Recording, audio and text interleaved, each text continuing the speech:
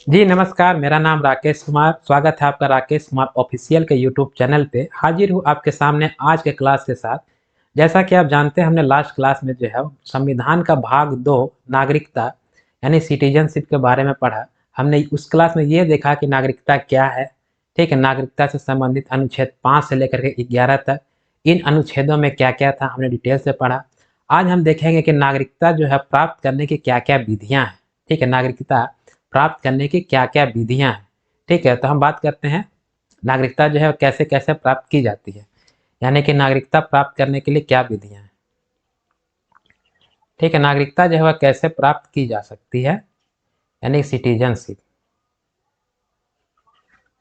Citizenship देखिए, भारत में नागरिकता एक ऐसा कानून था जो बहुत ज़रूरी था, ठीक है? और बहुत जल्दीबाजी में लाया गया था, ठीक है? क्या बोल रहे हैं कि भारत में नागरिकता ऐसा कानून था जो कि बहुत ज़रूरी था और बहुत जल्दीबाजी में लाया गया था। क्योंकि जब देश आज़ाद हुआ था तो हमारे ओरिजिनल संविधान में नागरिकता को लेकर के कोई विशेष प्रावधान नहीं किया गया था। बस इतना कह दिया गया था कि जो लोग पाकिस्तान से भारत आएँगे उनको नागरिकता मिल जाएगी और जो लोग भारत से पाकिस्तान चले जाएँगे, उनकी नागरिकता समाप्त कर दी जाएगी। इसके अलावा नागरिकता को लेकर के जो है कोई विशेष प्रावधान नहीं था, ठीक है? इसलिए नागरिकता को जो है बहुत ही जो है आपका मतलब मिसयूज़ होने लगा, ठीक है? दुरुपयोग जो है बहुत ही ज़्यादा होने लगा। क्योंकि जब देश आज़ाद हुआ था, हालाँकि दोनों देश जो है वो हमारा ही था, तो उस समय ऐसा तत्काल नहीं लगा था कि कोई कठोर नियम बनाने की आवश्यकता है, ठीक है? कि तुम जो है वो उधर नहीं रहो, हम इधर ही रहेंगे। लेकिन यह भ्रम जो है बहुत जल्द ही टूट गया, ठीक है? बहुत ही ज़्यादा मिसयूज़ होने लगा। इसलिए सन 1955 ईस्वी में नागरिकता को लेकर के पहला अधिनियम आया। यानी नागरिकता को लेकर के पहला अधिनियम कब आया? 1955 ईस्वी में। यानी कि नागरिकता अधिनियम कब आया? नागरिकता, ठीक है? नागरिकता अधिनियम कब आया? 1955 ईस्वी में, ठीक है? 1955 ईस्वी में आया, ठीक है? फिर उसके बाद जो है इसमें संशोधन किए गए। सबसे पहला संशोधन किया गया आपको 1986 ईस्वी में, फिर किया गया 1992 ईस्वी में, ठीक है? 2003 में किया गया, 2005 में किया गया और 2019 में किया गया। 2000 कितना? 2019 में किया गया और इसी 2019 के तहत जो है वो आया था एनआरसी और सीए, जिसको लेकर के जो है भारत में इतना ज़्यादा बवाल चला। जबकि जो है एनआरसी और सीए कुछ भी नहीं है, ठीक है? हम आगे देखेंगे इसके बारे में भी, ठीक है? तो नागरिकता से संबंधित जो है पहला अधिनियम कब आया? 1955 में। यानी कि नागरिकता अधिनियम 1955 के तहत, ठीक है, 5 तरह की व्यवस्था की गई। कितने तरह की? 5 तरह की व्यवस्था। और इसमें कहा गया कि अगर आप भारत के नागरिक हैं, ठीक है, अगर आप भारत के नागरिक हैं तो इन पाँचों व्यवस्था में से किसी एक के तहत जो है आपको भारत की नागरिकता लेनी पड़ेगी, ठीक है? क्या करनी पड़ेगी? लेनी पड़ेगी। तो हम देखते हैं कि भारत की नागरिकता जो है वो 5 व्यवस्थाएँ क्या-क्या थी, ठीक है? तो पहला कहता है जन्म के आधार पे, ठीक है? पहला क्या कहता है? जन्म के आधार पे, यानी पहला कहता है जन्म के आधार पे, ठीक है? जन्म के आधार पे, ठीक है? जन्म के आधार पे ये बहुत खराब कानून था, ठीक है? यह बहुत खराब कानून था।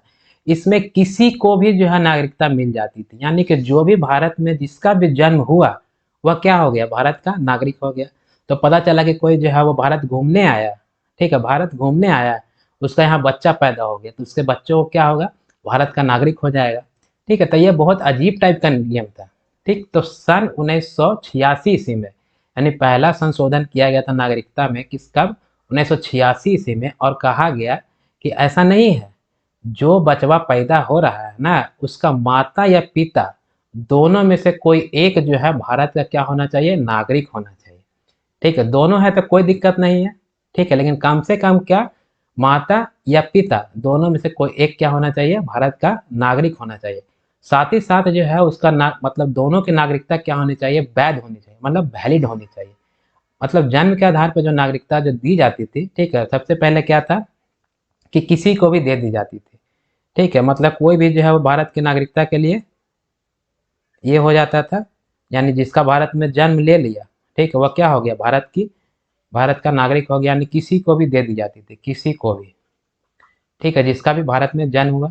फिर इसमें जो है सबसे पहला संविधान संशोधन कब किया गया था? 1986 ईस्वी में, ठीक है, 1986 ईस्वी में कहा कि ऐसा नहीं है। ठीक है, जो बच्चा पैदा होगा भारत में उसका माता या पिता, ठीक है, माता या पिता ये दोनों में से कोई एक क्या होना चाहिए, भारतीय होना चाहिए। भारतीय का होना जरूरी है और दोनों की नागरिकता क्या होनी चाहिए, वैध होनी चाहिए, मतलब वैलिड नागरिकता होनी चाहिए। ऐसा नहीं है कि जो है अगर कोई गलत तरीके से नागरिकता लिया और उसका बच्चा पैदा हो गया तो जो है आपको भारत की नागरिकता उसको मिल जाएगा, ऐसा नहीं है। ठीक है, जन्म के आधार पे, जिसमें पहला संशोधन कब किया गया था, 1986 ईस्वी में। क्लियर है, यानी कि जन्म के आधार पर जो नागरिकता मिलेगी, क्लियर है, पहले किसी को भी दे दिया जाता है जिसका जन्म हो गया। फिर इसमें संशोधन किया गया 1986 ईस्वी में, जिसमें कहा गया कि माता या पिता दोनों में से कोई एक जो है भारतीय होना जरूरी है। दोनों है तो कोई दिक्कत नहीं, लेकिन कम से कम कितना, एक का होना जरूरी है। ठीक है, तो जन्म के आधार पर नागरिकता कैसे मिलेगा, समझ में आया। ठीक है, दूसरा कहता है वंश के आधार पे। ठीक है, दूसरा क्या कहता है, वंश के आधार पे, यानी दूसरा कहता है, ठीक है, वंश के आधार पर नागरिकता। देखिए, हम लोगों को नागरिकता कैसे मिली, हम लोगों को नागरिकता जो है वो वंश के आधार पे मिली। हमें नागरिकता कैसे मिली, क्योंकि हम पिता के वंश है। ठीक है, हमारे पिता को कैसे मिली, क्योंकि वह दादा के वंश है। और दादा को कैसे मिली, ठीक है, दादा को मिली जन्म के आधार पे। ठीक है, क्योंकि दादा के समय जो हमारा देश आज़ाद हो गया था, तो दादा को मिली जन्म के आधार पे, पिता को मिली वंश के आधार पे, क्योंकि दादाजी के वंश कौन हुए, हमारे पिता। और हमें नागरिकता क्यों है, क्योंकि हम अपने पिता के वंशज हैं। ठीक है, देखिए हमारे ओरिजिनल संविधान में पिता के वंश को ही वंशज माना जाता था। ठीक है, जैसे अगर ये कहते हैं हमारे माता और पिता में दोनों अलग अलग कास्ट के हैं, ठीक है, माता किसी और कास्ट के और पिता जो है वो किसी और कास्ट के, तो इस सिचुएशन में जो है वो माता को अपनी कास्ट जो है वो छोड़नी पड़ती थी। ठीक है, और पिता के कास्ट को अपनानी पड़ती थी। हमारा जो बच्चा पैदा होगा, ठीक है, मतलब माता जो अलग अलग कास्ट, उनके जो बच्चे पैदा होंगे, वो बच्चे भी जो है वो किसके कास्ट कहलाएंगे, पिता के कास्ट कहलाएंगे, और माता के कास्ट नहीं कहलाएंगे। तो इस प्रकार से जो है भारत में जो है वो पिता के वंश को ही वंशज माना जाता था। ठीक है, तो इस स्थिति में जो है हमारे संविधान में भी वैसे ही लिख दिया गया कि पिता के वंश को ही वंशज माना जाएगा। तो जो वंश के आधार पर जो नागरिकता देने का जो प्रावधान था पहले, वो सिर्फ पिता के आधार पे। ठीक है, क्या था, पिता के आधार पे, मतलब पिता जिस कास्ट का रहेगा या जिस धर्म से रहेगा, उसी धर्म से जो है वह क्या होगा, उसके बच्चे को जो है भारत की नागरिकता दी जाएगी। यानी कि वंश में सबसे पहले देखा जाता था पिता। फिर इसमें संशोधन किया गया सन 1992 ईस्वी में, मतलब 1992 में संशोधन किया गया और कहा गया कि ऐसा नहीं है, ठीक है, कि सिर्फ पिता के वंश को ही वंशज माना जाएगा।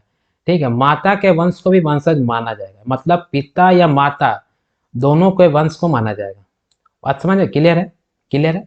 मतलब पहले जो है वो वंश के आधार पर जो नागरिकता दी जाती थी, वो सिर्फ पिता के वंश को वंशज माना जाता था। लेकिन सन 1992 ईस्वी में संशोधन किया गया नागरिकता में और कहा गया कि ऐसा नहीं है, माता या पिता दोनों चलेगा। ठीक है, दोनों चलेगा। यानी कि 1992 में क्या संशोधन हुआ कि मतलब वंश के आधार पर जो नागरिकता मिल रही है, ठीक है, उसमें माता का भी वंश जो है माना जाएगा और पिता का भी वंश जो है माना जाएगा। ठीक है, इसका एग्जाम्पल में अगर देखा जाए, सानिया मिर्जा। ठीक है, सानिया मिर्जा जो है भारत के जो है वह टेनिस खिलाड़ी है। उन्होंने शादी कर लिया पाकिस्तान के क्रिकेटर शोएब मलिक से। ठीक है, पाकिस्तान के क्रिकेटर शोएब मलिक से। अभी जो है वो शादी तो कर लिए, सानिया मिर्जा के भारत की नागरिकता उनकी छीन ली गई नहीं। ठीक है, क्योंकि जब तक वो अपने से त्याग नहीं करेगी, ठीक है, जब तक वो भारत की नागरिक है। अभी आप सपोज कीजिए कि उसका बच्चा जो होगा, ठीक है, उसका जो बच्चा होगा, ठीक है, उसको जो है वो माता के अनुसार जो भारत का नागरिकता मिलना चाहिए, मिलेगा। लेकिन यही स्थिति जो अगर 1992 के पहले हुई रहती, ठीक है, तब उसके बच्चे को जो है भारत की नागरिकता नहीं दी जाती। ठीक है, लेकिन 1992 में यह संशोधन किया गया कि वंश जो है वह माता का भी माना जाएगा और पिता का भी माना जाएगा। यानी कि सानिया मिर्जा का जो बच्चा होगा, वो उसको जो है जब बड़ा हो जाएगा, क्योंकि नागरिकता का जो अधिकार है कब से इम्प्लीमेंट होता है, 18 साल तक, 18 साल के बाद। तो जैसे ही उसका बच्चा जब बड़ा होगा तो उससे पूछा जाएगा कि भाई तुम जो है किधर का नागरिकता लेना चाहता है, पाकिस्तान का या भारत का। अगर वो भारत का कह दिया कि हाँ हम भारत का नागरिकता लेना चाहते हैं, कोई दिक्कत नहीं, उसको भारत की नागरिकता मिलेगी। किसके आधार पे, तब माता के वंश के आधार पे। क्लियर है, ठीक, क्लियर है। लेकिन जैसे ही अगर बच्चा कह दिया कि नहीं हम पाकिस्तान का लेना चाहते हैं, तब भारत का गया, किसका हो जाएगा, पाकिस्तान का नागरिक वह कहलाएगा। ठीक है, चूंकि अभी तो जो है सानिया मिर्जा और शोएब मलिक में हाल ही में दोनों में डिवोर्स हो गया है। ठीक है, तो इस तरह से जो है वंश जो है वह माता या पिता, ठीक है, दोनों के आधार पे जो है वह नागरिकता मिल सकती है। यह कब संशोधन हुआ था? तो सन 1992 ईस्वी में। पहला संशोधन कब हुआ था? 1986 ईस्वी में, जिसमें कहा गया था क्या कि माता या पिता दोनों में से किसी एक का क्या होना चाहिए? भारतीय होना चाहिए, जिसमें जन्म के आधार पर नागरिकता जो दी जाती थी। क्लियर है? क्लियर है? मतलब नागरिकता प्राप्त करने के दो विधि हम बात किए, एक जन्म के आधार पर, दूसरा वंश के आधार पर। क्लियर है? ठीक, क्लियर है। तो तीसरा देखते हैं पंजीकरण के आधार पर जो नागरिकता कैसे मिलती है। ठीक है, तीसरा क्या है? पंजीकरण। तीसरा क्या है? पंजीकरण। ठीक है, तीसरा क्या है? पंजीकरण, यानी पंजीकरण के आधार पर जो है नागरिकता कैसे मिलती है, रजिस्ट्रेशन। देखिए, पंजीकरण, देखिए, पंजीकरण के माध्यम से नागरिकता प्राप्त करने की जो विधि है वो सबसे फेमस विधि है। ठीक है, सबसे फेमस विधि। अच्छा, एक चीज बताइए, यहाँ पर हमने एक में पढ़ा जन्म के आधार पे, दूसरा पढ़ा वंश के आधार पे। यहाँ जन्म और वंश ये दोनों में नागरिकता प्राप्त करने के लिए भारतीय होना जरूरी है। क्या होना जरूरी है? भारतीय होना जरूरी है, यानी हिंदुस्तानी होना जरूरी है, जन्म के आधार पे और वंश के आधार पे। लेकिन पंजीकरण जो है वो नागरिकता प्राप्त करने की सबसे फेमस विधि है, और इसमें अगर कोई विदेशी भारत की नागरिकता लेना चाहता है तो उसे भारत की नागरिकता दी जाएगी, लेकिन कुछ शर्तें हैं। ठीक है, क्या शर्तें हैं भाई? तो सबसे पहले उस विदेशी नागरिक को भारत में 10 सॉरी ठीक है, भारत में 7 साल तक रहना पड़ेगा। कितने साल तक? 7 साल तक रहना पड़ेगा। 7 साल तक जब रह लेगा भारत में, ठीक है, उसके एक्टिविटी को देखा जाएगा, वो सही से रह रहा है कि नहीं रह रहा है। ठीक है, सही से सभी, मतलब कोई ऐसा देश विरोधी काम तो नहीं कर रहा है। ठीक है, या तो कोई अफवाह वगैरह तो नहीं फैला रहा है, यहाँ के लोगों को डिस्टर्ब तो नहीं कर रहा है। ठीक है, फिर जब 7 साल तक वो रह लेगा, फिर 7 साल के बाद वह नागरिक भारत की नागरिकता के लिए वो अप्लाई करेगा। ठीक है, कब करेगा?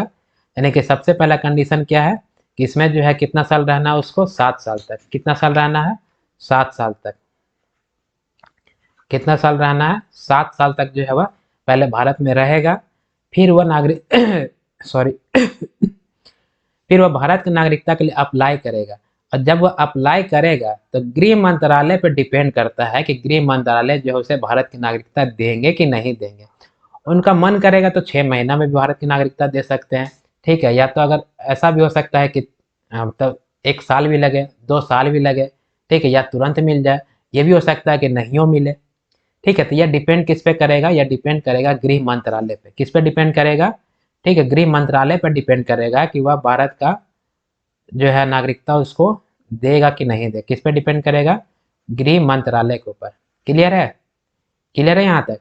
या तो इसमें ये स्थिति आ सकती है कि अगर कोई विदेशी जो है भारत की किसी महिला से, या कोई विदेश मतलब विदेशी महिला भारत किसी पुरुष से अगर विवाह कर लेती है, तो उस स्थिति में भी जो है, जो विदेशी जो महिला या पुरुष जो होंगे, ठीक है, जो विवाह किए हैं, उन्हें भी भारत की नागरिकता कब मिलेगी? जब वो 7 साल यहाँ पे रहेंगे। 7 साल रह लेंगे, फिर उसके बाद जो है वह नागरिकता के लिए अप्लाई करेंगे। फिर गृह मंत्रालय के ऊपर डिपेंड करता है कि वह जो है नागरिकता देंगे या नहीं देंगे। क्लियर है? यानी कि नागरिकता प्राप्त करने की पहली विधि जन्म के आधार पर किसी को भी मिल जाता था। इसमें संशोधन हुआ 1986 में, और कहा गया कि जो बच्चा पैदा होगा उसमें माता या पिता किसी एक का भारतीय होना जरूरी है। क्लियर है?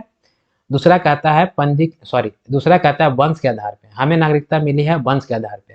पहले जो है पिता के वंश को ही वंश माना जाता था, लेकिन सन 1992 ईस्वी में इसमें संशोधन किया गया और कहा गया कि नहीं, पिता या माता दोनों में से किसी का भी वंश जो है वह वंश माना जाएगा। ठीक है, यानी माता या पिता दोनों के आधार पर जो है वंश के तहत जो है नागरिकता, भारत की नागरिकता दी जाएगी। क्लियर है? तीसरा था आपका पंजीकरण। ठीक है, यानी कि कोई भी विदेशी अगर भारत का नागरिकता लेना चाहता है तो सबसे पहले उसे भारत में 7 साल तक रहना पड़ेगा। ठीक है, कितने साल तक? 7 साल तक। अच्छा, पंजीकरण का ही जो है वह मतलब एनआरसी और सीएए जो है, ठीक है, इसी का एडवांस रूप है। ठीक है, इसी का एडवांस रूप है। कौन? एनआरसी और सीएए। ठीक है, एनआरसी और सीएए। ठीक है, एनआरसी क्या कहता है? एनआरसी कहता है कि जो लोग, ठीक है, 2014 से पहले भारत में रह रहे हैं, ठीक है, एनआरसी कहता है कि जो लोग 2014 से पहले भारत में रह रहे हैं उन्हें सीएए के तहत जो है भारत की नागरिकता दे दी जाएगी। ठीक है, क्योंकि ये नियम तो पहले से ही था, फालतू में इतना अफवाह उड़ा। आप जोड़ के देखिए ना, 2014, ठीक है, तो लगभग लगभग 7 साल हो चुका है। 14, 15, 16, 17, 18 और 19, ठीक है, यानी कि लगभग लगभग जो है वह 7 साल हो चुका है। और 2014 से तो पहले ही रह रहा है। तो वही कहा गया है कि एनआरसी में कहता है कि अगर जो लोग 2014 से पहले भारत में रह रहे हैं उसे जो है सीएए के तहत क्या किया जाएगा, भारत की नागरिकता दे दी जाएगी। तो यह कानून तो पहले से ही था, फालतू का जो इतना अफवाह फैलाया गया। लेकिन इसमें जो है वरीयता दी गई 3 देशों के लोगों का, ठीक है, पहला बांग्लादेश, दूसरा पाकिस्तान और तीसरा जो है वो अफगानिस्तान। मतलब इन 3 देशों के लोगों को जो है वरीयता दी गई है, किसमें, एनआरसी और सीएए। कहने का अर्थ यह है कि एनआरसी जो है वह पहचान कर रहा है कि कौन लोग जो है 2014 के पहले था, मतलब रह रहा है भारत में, और सीएए जो है वो उसको नागरिकता देने का जो है वह विधि है। क्लियर है, क्लियर है, ठीक है। तो हम आगे देखते हैं, यानी कि नागरिकता प्राप्त करने के 3 विधि, जन्म के आधार पर, वंश के आधार पर, पंजीकरण, ये हम देख लिया। अच्छा, यहाँ पे ये जो 7 साल है ना, ये जो 7 साल है, पहले यह कितना था, ठीक है, पहले यह 6 मंथ था। कितना था, 6 मंथ। अभी वो कितना भारत में रहना होगा, ठीक है, 7 साल। ठीक है, नेक्स्ट देखते हैं कि नागरिकता प्राप्त करने की चौथी विधि क्या है। ठीक है, नागरिकता प्राप्त करने की चौथी विधि, देखिए, नागरिकता प्राप्त करने की चौथी विधि जो है वह देशीकरण कहलाता है। क्या कहलाता है, देशीकरण। ठीक है, देशीकरण। देखिए, देशीकरण जो है नागरिकता प्राप्त करने की चौथी विधि है। ठीक, और देशीकरण के तहत जो है वो सबसे देरी से नागरिकता मिलती है। ठीक, इसके तहत जो है सबसे देरी से नागरिकता मिलती है। इसमें जो है आपको कहा गया है, यानी कि देशीकरण में कहा गया है कि आपको सबसे पहले भारत में, ठीक है, कितने साल तक रहना पड़ेगा, 10 साल तक। ठीक है, कितने साल तक, यानी कि 10 साल तक अगर आप भारत में रह रहे हैं, मतलब रह चुके हैं, तब आपको देशीकरण के तहत जो है भारत की नागरिकता दी जाएगी। ठीक, इसमें भी विदेशी को ही दिया जाता है। क्लियर है, यानी कि जन्म और वंश में भारतीय को मिल रहा था, और यहाँ पंजीकरण और देशीकरण में किसको मिलेगा, मतलब विदेशी लोग अगर वो चाहता है कि भारत की नागरिकता ले, वो ले सकता है। ठीक है, तो देशीकरण में सबसे पहला कंडीशन है कि वह पहले भारत में कितना साल रहेगा, 10 साल। ठीक है, दूसरा इसमें कंडीशन साथ ही साथ ये कहता है कि भारत या किसी एक भाषा का जो है उसे ज्ञान होना चाहिए। क्या होना चाहिए, यानी भारतीय भाषा का जो है उसे ज्ञान होना चाहिए। ठीक है, यहाँ तक समझ में आ रहा है। तीसरा कंडीशन इसमें यह है कि आपको कला, ठीक है, विज्ञान या साहित्य, ठीक है, क्या बोल रहे हैं, कला, विज्ञान या साहित्य, ठीक है, यानी कि इन क्षेत्रों में से किसी एक में वह निपुण होना चाहिए। ठीक है, तभी जो है वह देशीकरण के तहत जो है भारत की नागरिकता के लिए वह अप्लाई कर सकता है। और जब वह अप्लाई करेगा तो गृह मंत्रालय पे डिपेंड करता है कि उसको नागरिकता दी जाएगी कि नहीं दी जाएगी। क्लियर है, पंजीकरण में कितना साल रहना था, 7 साल। पहले कितना था पंजीकरण में, 6 महीना। देशीकरण में जो है वह कितना साल रहना है, 10 साल।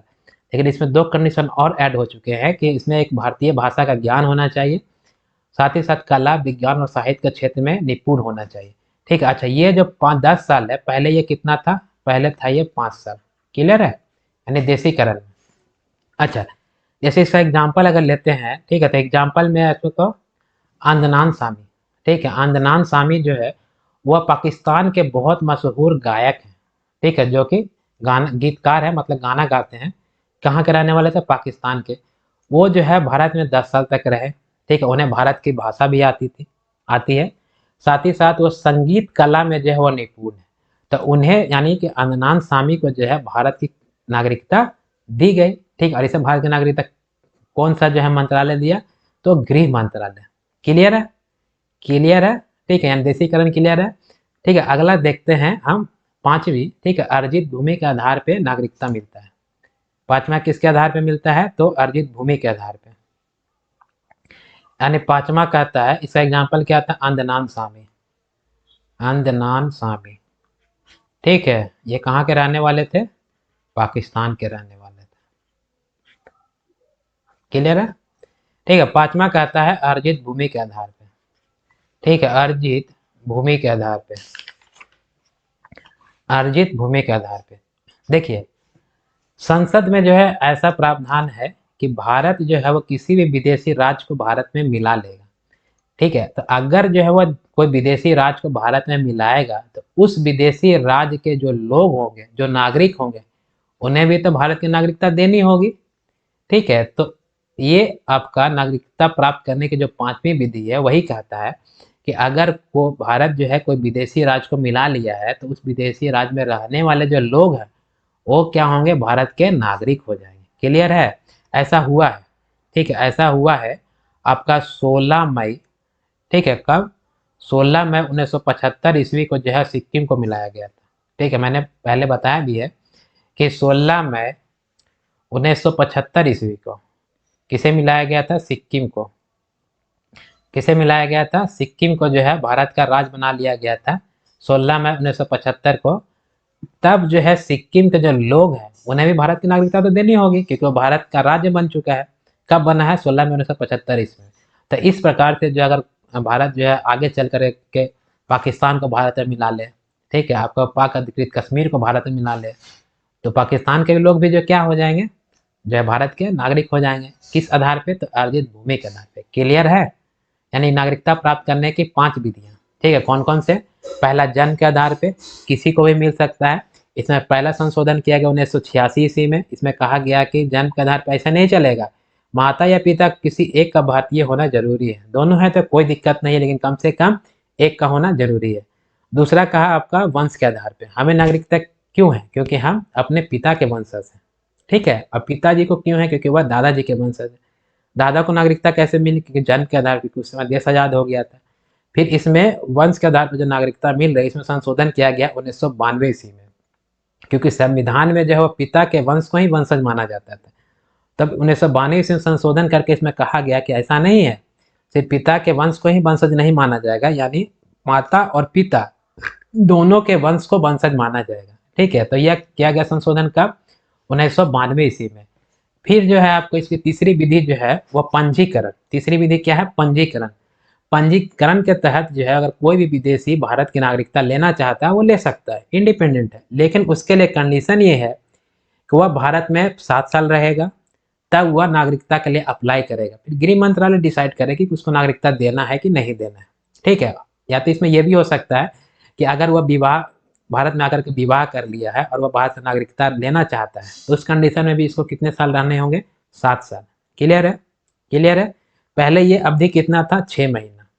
ठीक, चौथी विधि कहती है देशीकरण।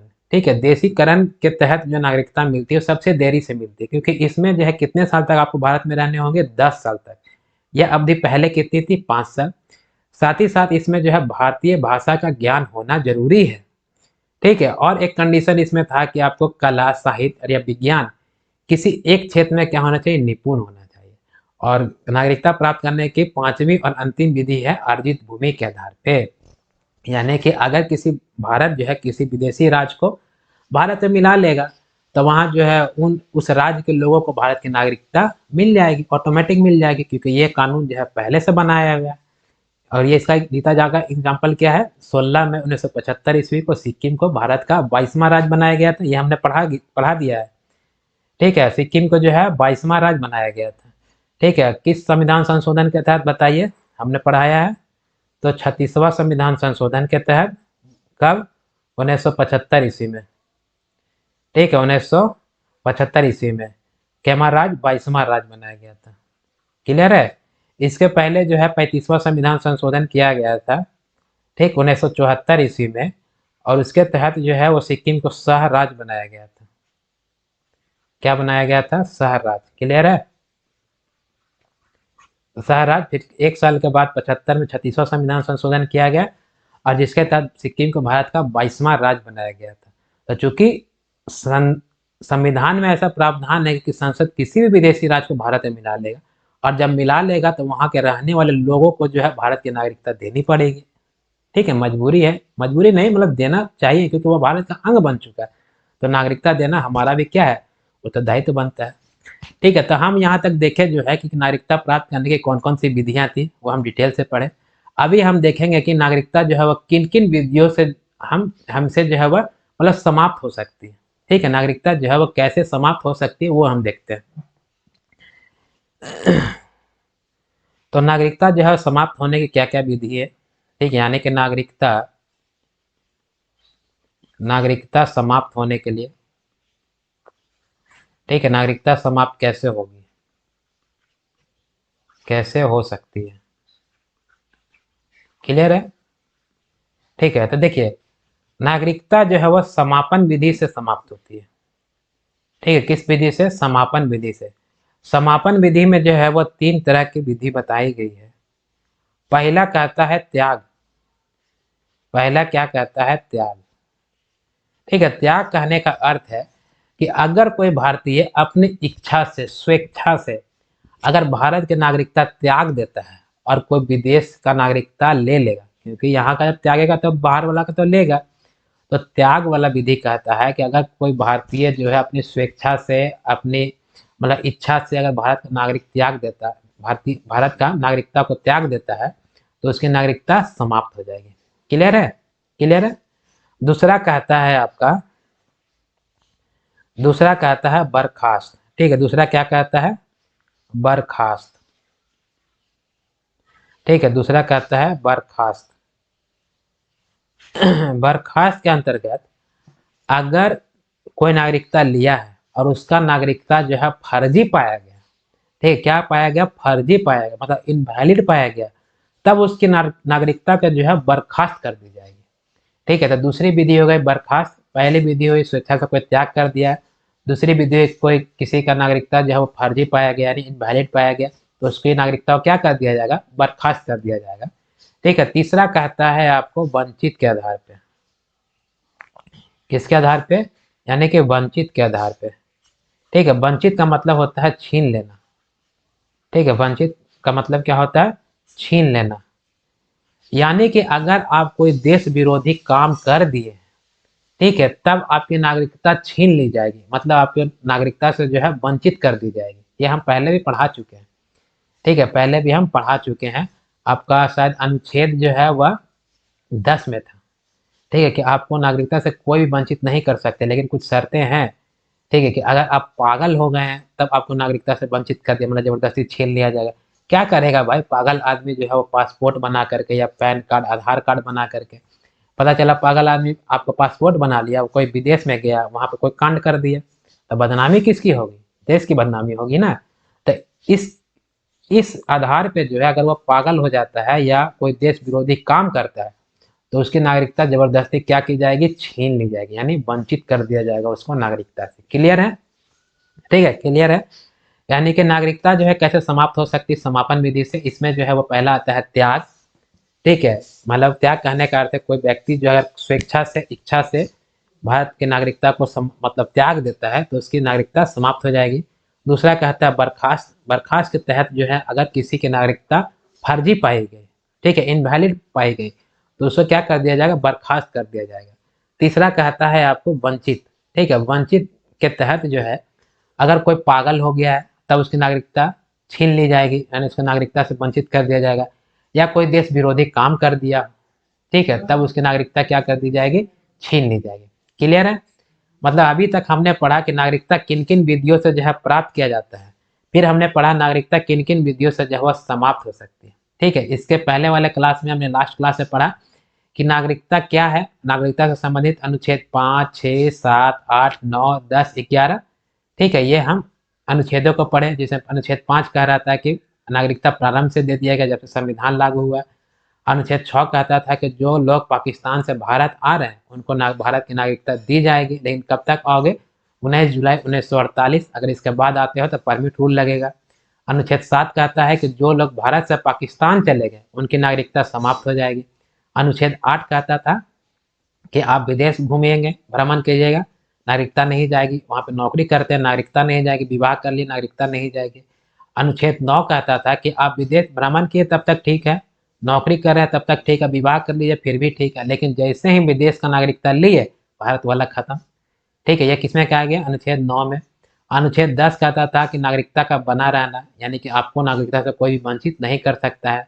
ठीक है, लेकिन कुछ शर्तें हैं जिसके आधार पर नागरिकता छीनी जा सकती है। जिसमें जो कहा गया था कि आप जैसे आप पागल हो गए हैं तब नागरिकता छीन लिया जाएगा, या आप कोई देश विरोधी काम कर दिए तब नागरिकता छीन लिया जाएगा। ठीक है। और अनुच्छेद 11 कहता है कि नागरिकता समझ से संबंधित कानून बनाता है कौन? संसद। और इसका मसौदा कौन तैयार करता है? गृह मंत्रालय। क्लियर है। तो हमने लास्ट क्लास में इन अनुच्छेदों का डिटेल से पढ़ा। ठीक है। अभी हम 6 के गियर में बता रहे थे, लास्ट क्लास में हम 1 के गियर में बताएं, क्योंकि उस समय हमको अच्छी तरह से समझाना था। आज एक क्लास में हमने पढ़ा कि जो है वह नागरिकता प्राप्त करने की क्या क्या विधियां हैं। ठीक है। तो जन्म के आधार पे, वंश के आधार पे, पंजीकरण के आधार पे, देशीकरण और अर्जित भूमि के आधार पे। समाप्त कैसे हो सकती है? तो आपको त्याग दे, या बर्खास्त कर दिया जाए, या वंचित कर दिया जाए। क्लियर है। ठीक है। तो यह भाग 2 जो है वह समाप्त होता है। अच्छा, इसमें कुछ टर्म है। ठीक है। वो टर्मों को हम देखते हैं। जैसे आपका एनआरआई। ठीक है। कुछ टर्म है, एग्जाम में कभी कभी पूछ दिए जाते हैं। ठीक है। तो वो हम देख लेते हैं क्या है। ठीक है। तो पहला कहता है एनआरआई। ठीक है। एनआरआई, एनआरआई का फुल फॉर्म होता है नॉन रेसिडेंट ऑफ इंडिया। क्या होता है? Non resident of India. ठीक है। क्या? Non resident of India. अच्छा, यहाँ देखिए कि एनआरआई किसको कहेंगे। नॉन मतलब नहीं। ठीक है। रेसिडेंट मतलब रहता है, और इंडिया मतलब इंडिया ही होगा। मतलब नहीं रहता है इंडिया में लेकिन है इंडिया का। ठीक है। नहीं रहता है इंडिया में लेकिन है इंडिया का। कहने का अर्थ यह है कि वह व्यक्ति, ठीक है, वह व्यक्ति जो इंडिया में नहीं रहता है लेकिन है प्योर इंडियन, वह क्या कहलाएगा? वह एनआरआई कहलाएगा। क्लियर है। क्लियर है। इसका मतलब फॉर्म में ही छिपा हुआ था। एनआरआई मतलब नॉन रेसिडेंट ऑफ इंडिया, मतलब वह व्यक्ति जो इंडिया में नहीं रहता है लेकिन है इंडिया का, उसे हम क्या कहेंगे? उसे हम एनआरआई कहेंगे। क्लियर है। लेकिन एनआरआई में कुछ शर्तें हैं। ठीक है। क्या शर्तें हैं? एनआरआई में क्या शर्तें हैं कि इसमें जो है आपको लगातार, मतलब देश को छोड़े हुए 6 महीना होना चाहिए। कितने महीने? 6 महीने। यानी कि अगर आप 6 महीने तक, कितने मंथ तक? यानी कि 6 महीने तक अगर आप देश से बाहर हैं तो आप क्या कहलाएंगे? एनआरआई। ऐसा नहीं है कि जो आप अगर 2 दिन के लिए, या 2 महीने के लिए, या 1 महीने के, या 1 सप्ताह के लिए आप दुबई चले गए तो क्या आप एनआरआई कहलाएंगे? नहीं। अच्छा, इसमें जो है वो 6 महीना का जो मतलब ड्यूरेशन है, वो गैप गैप करके नहीं है कि हाँ 1 महीना हम दुबई में रहे, फिर 10 दिन हम भारत में रहे, फिर 10 दिन के बाद फिर हम चले गए दुबई में, फिर दूसरा महीना वो 1 महीना रहे, फिर हम आ गए भारत में, फिर हम गए। ऐसे करके नहीं, गैप करके नहीं। क्या होना चाहिए? अगर आप लगातार 6 महीने तक अगर आप विदेश में रहते हैं तब आप क्या कहलाएगा? तब आप एनआरआई कहलाएगा, यानी non resident of India. Clear है। ठीक है। यानी इसमें कंडीशन कितना है? 6 महीने तक जो है आप भारत में नहीं है, मतलब भारत को छोड़े हुए लगातार कितना महीना होना चाहिए? 6 महीना। जैसे भारत के बहुत सारे लोग जो है वह दूसरे देशों में जाते हैं, पढ़ाई करने के लिए जाते हैं, आपको वहाँ पे नौकरी करने के लिए जाते हैं, या बहुत सारे ऐसे लोग हैं जो नौकरी करते हैं वहीं पे सेटल हो जाते हैं। तो लगातार 6 महीना से ज़्यादा अगर वह उस देश में रह गया तो वह क्या कहलाएगा? वह एनआरआई मतलब नॉन रेसिडेंट ऑफ इंडिया कहलाएगा। क्लियर है। क्लियर है। एनआरआई। ठीक। अभी हम समझते हैं पासपोर्ट और वीज़ा क्या होता है। यानी एनआरआई के लिए कितने समय तक भारत के बाहर रहना है? 6 महीना तक। तो क्या कहलाइएगा? एनआरआई कहलाइएगा, यानी नॉन रेसिडेंट ऑफ इंडिया कहलाइएगा। क्लियर है। अभी हम समझते हैं पासपोर्ट क्या है। पासपोर्ट। ठीक है। क्या समझेंगे? पासपोर्ट।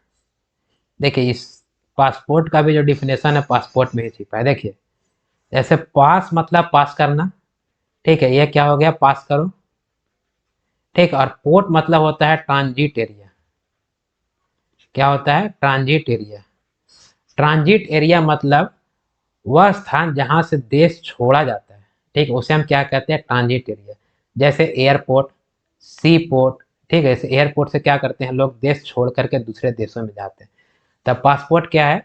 पास मतलब पास करना, और पोर्ट मतलब ट्रांजिट एरिया जहां से देश हम छोड़ सकते हैं, उसे हम ट्रांजिट एरिया कहते हैं। जैसे आपका एयरपोर्ट हो गया, सी पोर्ट हो गया, ये सब क्या है? Transit area. यहाँ से हम क्या करते हैं? देश को हम छोड़ते हैं। तो पासपोर्ट जो है वह एक डायरी होती है जिसमें आपका नाम रहेगा, पता रहेगा, मतलब आपका जन्म तिथि रहेगी। ठीक है। और आप पे जो है वो कोई केस मुकदमा नहीं होना चाहिए। अच्छा, सारे डॉक्यूमेंट्स में, जैसे आपका आधार कार्ड हो गया, पैन कार्ड हो गया, ड्राइविंग लाइसेंस हो गया, उसी तरह से एक दस्तावेज होता है जिसे हम पासपोर्ट कहते हैं। ठीक है, तो बाकी सब दस्तावेज तो बहुत आसानी से बन जाता है, लेकिन आपका पासपोर्ट जो है वो बहुत मुश्किल से बनता है। इसमें पुलिस वेरिफिकेशन होगा, आप पे किसी प्रकार का क्रिमिनल आपका रिकॉर्ड नहीं होना चाहिए, तभी जो है पासपोर्ट आपका जो है मतलब नीट एंड क्लीन आप रहेंगे तभी आपका पासपोर्ट बनेगा। अच्छा, जब एक बार जो है पासपोर्ट बन गया तब खुला साड़ हो गए हैं देश छोड़ने के लिए। ठीक है, देश छोड़ने के लिए एकदम आप आज़ाद हो गए कि आप जो है देश छोड़ सकते हैं। लेकिन आप जिस देश में जाइएगा, ठीक है, लेकिन आप जिस देश में जाइएगा वो देश आपको आने नहीं देगा। ठीक है, आप तो ऐसा, आप पासपोर्ट बना लिए हैं तो आप स्वतंत्र हो गए, ठीक है, कि आप जो है भारत छोड़ सकते हैं। लेकिन आप जहाँ दूसरे देश में जब जाएंगे तो वह देश क्या है, आपको आने नहीं देगा। ठीक है, आपको आने नहीं देगा। तो पहले उस देश से आपको पूछना पड़ेगा, मे आई कम इन सर। ठीक है, क्या पूछना पड़ेगा, मे आई कम इन सर। और ये पूछना कब है, आपको जाने के ठीक 15 दिन के पहले आपको पूछना पड़ेगा। ठीक है, कि सर हम क्या आ सकते हैं। तब वह देश कहेगा, 15 दिन के अंदर ही कह देगा कि यस यू कैन कम। ठीक है, तो इसे कहा जाता है वीजा। इसे क्या कहा जाता है, वीजा। क्लियर है, पासपोर्ट और वीजा में क्लियर है। कहने का अर्थ यह है, पासपोर्ट जो है यह इजाजत देता है कि आप अपने देश को छोड़ सकते हैं। ठीक है, पासपोर्ट यह इजाजत देता है कि आप अपने देश को छोड़ सकते हैं। लेकिन वीजा यह इजाजत देता है कि आप दूसरे देश में लैंड कर सकते हैं। क्लियर है, समझ में आया पासपोर्ट और वीजा। ठीक है, पासपोर्ट क्या कह रहा है कि इजाजत देता है किसका, कि आप जो है देश छोड़ सकते हैं। और वीजा क्या इजाजत देता है कि आप उस देश में लैंड कर सकते हैं। क्लियर है। अच्छा, कुछ देश ऐसे हैं जो कि वीजा फ्री है, जैसे नेपाल, भूटान। ठीक है, इससे भारत की जो है मित्रता बहुत ही ज़्यादा है, तो इसमें जो है वीज़ा की ज़रूरत नहीं पड़ती, वीज़ा फ्री। आप नेपाल जाइए, भूटान जाइए, आपको वीज़ा का ज़रूरत नहीं पड़ता है। अच्छा, कुछ देश ऐसे भी जो है जो भारत से जो है बहुत ही ज़्यादा मित्रता उनका अच्छा है। ठीक है, जैसे जापान। जैसे जापान, तो वह कहता है, जापान कहता है कि हम तो आपको वीज़ा फ्री नहीं कर सकते। ठीक है, हम आपको वीज़ा फ्री नहीं कर सकते। हाँ, एक काम कर सकते हैं कि आप जब जापान आइएगा, एयरपोर्ट पे उतरिएगा, तो एयरपोर्ट पे उतर के काउंटर पे जाइए, वहाँ फॉर्म फिलअप कीजिए, नाम पता लिखिए, आप किस देश से आए हैं वो लिखिए, अपना पासपोर्ट दिखाइए। ठीक है, तब हम आपको 1 घंटे में वीज़ा दे सकते हैं। ये काम कर सकते हैं। तो जो 1 घंटे में वीज़ा जो मिलता है, मतलब दूसरे देश के एयरपोर्ट के पहुँचने पर, उसे कहा जाता है वीज़ा ऑन अराइवल। क्या कहा जाता है उसे, वीज़ा ऑन अराइवल। क्लियर है, वीज़ा ऑन अराइवल क्या कहते हैं उसको, वीज़ा ऑन अराइवल। ठीक है, इसमें क्या वीज़ा कितने घंटे में मिल जाएगा, 1 घंटे में मिल जाएगा वीज़ा। ठीक है, और ऐसे वीज़ा के लिए कितने दिन पहले अप्लाई करना होता है, तो 15 दिन के पहले। ठीक है, तो आशा करता हूँ कि पासपोर्ट और वीज़ा बहुत सिंपल चीज़ है, लेकिन बहुत लोगों को ऐसा कन्फ्यूजन होता है कि वीज़ा क्या और पासपोर्ट क्या, या दोनों एक ही चीज़ है। ठीक है, तो वीज़ा जो है और पासपोर्ट में थोड़ा सा का अंतर है। पासपोर्ट जो है कहता है कि मतलब पासपोर्ट ऐसा दस्तावेज है जो कि आपको इजाज़त दे रहा है कि आप इस देश को छोड़ सकते हैं। और वीज़ा इस चीज़ की इजाज़त देता है कि आप दूसरे देश में क्या कर सकते हैं, लैंड कर सकते हैं। क्लियर है, क्लियर है। यानी आपने एनआरआई समझ लिया, पासपोर्ट और वीज़ा समझ लिया। ठीक है, एक चीज़ और है, ओसीआई। ठीक है, वो क्या है, OCI, overseas citizen of India. ठीक है, ओसीआई।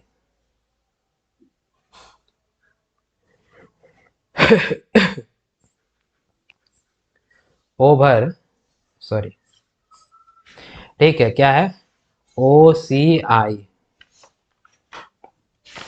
ठीक है, इसको क्या बोलते हैं, ओवर,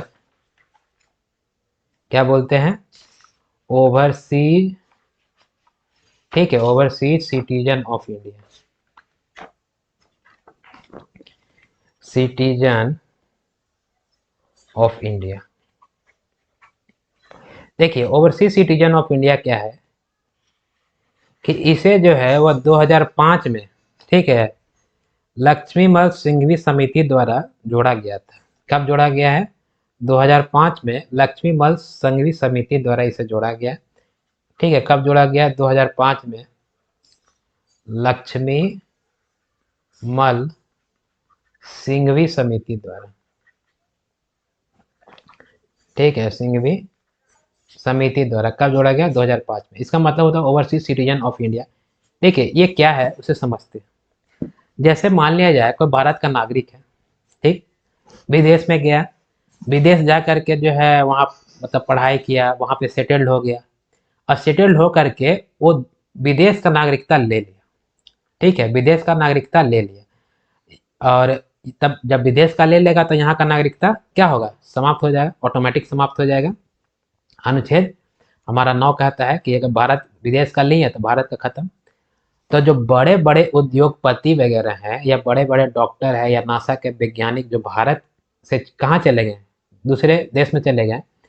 तो जब वो लोग भारत आएंगे, ठीक है, तो उनको जो है वो अलग तरह से जो है व्यवहार यहाँ के लोग करेंगे कि मतलब उनके साथ भेदभाव किया जाए कि तुम तो भारत का था, चला गया विदेश, पैसा का चक्कर में वहाँ का नागरिकता ले लिया। तो लक्ष्मी मल ने जो है वो 2005 में कहा कि जो भारत के लोग चले गए हैं विदेश में, वहाँ की नागरिकता ले ली है, उनको आप फुसला करके जो है भारत लेके आइए। ठीक है, उन्हें फुसला करके भारत ले करके आइए।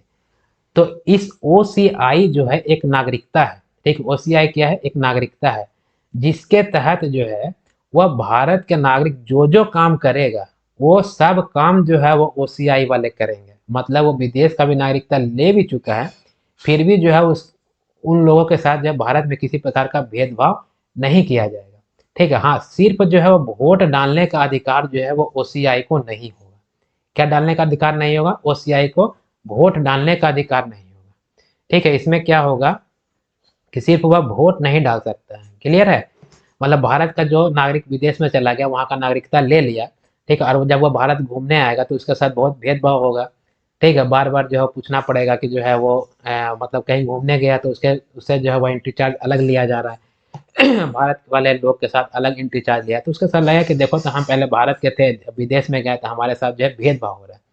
तो इस चीज से बचने के लिए जो है वो भारत सरकार ने क्या किया कि ओसीआई की एक नागरिकता मतलब उसकी सुविधा दे दी गई, और उसको कहा गया कि आप भारत आइए, घूमिए फिरिए, ठीक है, सब कुछ कीजिए, यहाँ आप बिजनेस कर सकते हैं, जमीन खरीद सकते हैं, हर चीज कर सकते हैं। सिर्फ क्या नहीं कर सकते हैं? तो वोट नहीं डाल सकते। ठीक है, सिर्फ वोट नहीं डाल सकते। अभी उनको भी लगा कि अरे भाई देखो तो हम भारत छोड़ दिए, यहाँ सब कुछ हम छोड़ दिए, फिर भी भारत जो हमारे साथ क्या कर रहा है? इतना अच्छा ट्रीट कर रहा है। तो हम एक काम करते हैं, जैसे नासा का वैज्ञानिक है, ठीक है, तो वो कहेगा काम करते हैं, ओवर टाइम हम भारत के लिए कर देते हैं। ठीक है, ओवर टाइम हम भारत के लिए कर देते हैं। तो इससे भारत का फायदा हुआ कि नहीं हुआ? ठीक है, तो इससे भारत का फायदा हुआ। ठीक है, तो यही जो है वो ओसीआई जो है एक नागरिकता है। ठीक है, जिसके तहत जो विदेश का नागरिकता ले लिए हैं उसको भारत की नागरिकता जो है वह ओसीआई के तहत दी जाती है। इसमें सिर्फ वो वोट नहीं डालेगा, बाकी सब कुछ काम कर सकता है। तो उसको भी अच्छा फीलिंग होगा। एयरपोर्ट पे आएगा तो बोलेगा हाँ भाई आप ओसीआई है, उसके मतलब पासपोर्ट पे क्या लिखा रहेगा? ओसीआई। तो कहेगा अरे भाई आप तो भारत के मतलब अच्छे उद्योगपति हैं, उसके साथ अच्छे ट्रीटमेंट होगा, ठीक है, भेदभाव नहीं किया जाएगा। तो ये अच्छा कदम है ना भारत देश के लिए। तो यही कहा जाता है ओसीआई मैंने ओवरसीज सिटीजन ऑफ इंडिया। ठीक, इसको कब लाया गया था? तो 2005 में लक्ष्मीमल सिंघवी समिति के द्वारा। अच्छा, इसको जो है 2015 में, ठीक है, पीआईओ के साथ मर्ज कर दिया गया था। ठीक है, पीआईओ यानी पर्सन ऑफ इंडियन ऑरिजिन। ठीक है, पर्सन ऑफ इंडियन ऑरिजिन, ये सेम चीज था जो ओसीआई में कहा गया, वही इसमें भी कहा गया था। ठीक है, कि आप जो बाहर यहाँ का बाहर चला गया, वहाँ का नागरिकता ले लिया, तो उसके साथ भेदभाव नहीं किया जाएगा। तो वो सेम चीज था, तो इसीलिए जो है 2015 में ओसीआई को किसके साथ मर्ज कर दिया गया? पीओआई के साथ मर्ज कर दिया गया। कब किया गया था? 2015 में। क्लियर है? मतलब एनआरआई समझ लिए। ठीक है, मतलब जो भारत का है लेकिन वो नहीं रहता है 6 महीने तक लगातार भारत में नहीं है, तो उसे हम एनआरआई कहेंगे। पासपोर्ट समझ गए कि जो मतलब देश छोड़ने का इजाज़त दे रहा है उसे पासपोर्ट, और जो उस देश में लैंड करने का इजाज़त दे रहा है उसे हम वीज़ा कहेंगे। ओसीआई समझे ओवरसीज सिटीजन ऑफ इंडिया, मतलब जो भारत के पहले थे, विदेश में गए, सेटल्ड हो गए, तो उन्हें जो है भारत की एक सुविधा दी गई, मतलब नागरिकता दी गई है ओसीआई के तहत, कि जो है भारत में सब काम कर सकते हैं। ठीक है, लेकिन सिर्फ वोट नहीं डाल सकते। उनको भी अच्छा लगेगा चलो हम भारत तो सब कुछ छोड़ दिए, लेकिन फिर भी भारत हमारे साथ जो है अच्छा व्यवहार रख रहा है। तो ऐसा काम करते हैं हम कि कुछ काम ओवर टाइम जो है इंडिया के लिए कर सकते हैं, तो इससे इंडिया का क्या होगा? फायदा हो गया। तो ये जो है आपका ओवरसीज सिटीजन ऑफ इंडिया था। तो यहाँ पे जो है आपका संविधान का भाग 2 यानी नागरिकता सिटीजनशिप समाप्त हुआ। ठीक है, फिर हम मिलेंगे इसके ऑब्जेक्टिव क्वेश्चन के साथ अगले क्लास में। ठीक है, तो आज के क्लास के लिए बस इतना ही। ठीक है, हाँ, अगर आपका जो हमारा क्लास बहुत ही ज़्यादा अच्छा लग रहा है या थोड़ा बहुत भी जानकारी मिल रहा है तो आप चैनल को सब्सक्राइब करना ना भूलें। आप वीडियो को लाइक कीजिए, अपने दोस्तों के साथ, अपने परिवारों के साथ क्लास को शेयर कीजिए ताकि यह जानकारी उनके पास भी पहुँचे, क्योंकि हम जो है वह आसान भाषा में संविधान को समझाने की कोशिश कर रहे हैं और साथ ही साथ जो एग्ज़ाम में इससे रिलेटेड जो टॉपिक से क्वेश्चन आते हैं वो ऑब्जेक्टिव क्वेश्चन भी हम कर रहे हैं। तो आशा करता हूँ कि आप चैनल को सब्सक्राइब करना ना भूलें। फिर मिलते हैं नेक्स्ट क्लास में, तब तक के लिए जय हिंद, जय भारत, नमस्कार।